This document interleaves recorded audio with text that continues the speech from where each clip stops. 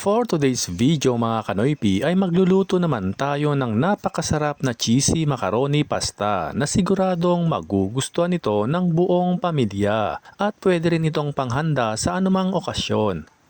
Una muna nating gawin, iluto ang macaroni pasta according sa kanyang packaging. 500 grams pala ang ginamit natin.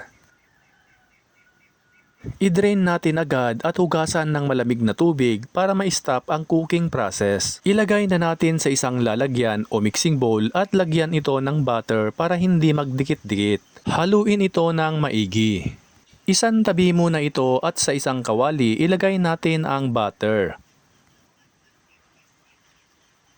Ilagay na ang 1/4 kilo ground pork at gisahin hanggang sa mag-iba ang kulay.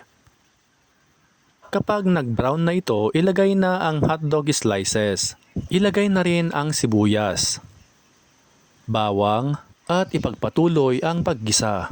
Paki-comment naman mga kanoypi saang lugar kayo nanonood para alam namin kung saang lugar nakaabot ang video na ito. Ilagay na ang sliced mushroom in can at beef broth cube at haluin ito ng maigi. Ilagay na ang 1 kg spaghetti sauce at timplahan ng ground black pepper. Haluin at lutuin sa mahinang apoy ng 4 to 5 minutes at stir occasionally. Okay na ang ating spaghetti sauce, hanguin na ito at ilagay na sa ating elbow macaroni pasta at haluin ito ng maigi hanggang maging well combined. Isang tabi muna ito at iluluto naman natin ngayon ang white sauce. Tunawin ang 1/4 cup butter at lagyan ng 2 tablespoon all-purpose flour. Haluin ito ng maigi. Ilagay na ang 1 can evaporated milk. Ilagay na rin ang all-purpose cream at haluin ito ng maigi.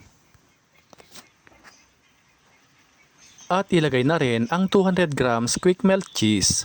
At lutuin sa mahinang apoy hanggang lumapot ang sauce. Okay na to kaya hanguin na natin. Isalin na natin ang elbow macaroni pasta mixture sa isang serving plate. Ilagay na ang white sauce sa ibabaw. Budburan ng dried basil leaves pero ito ay optional lamang.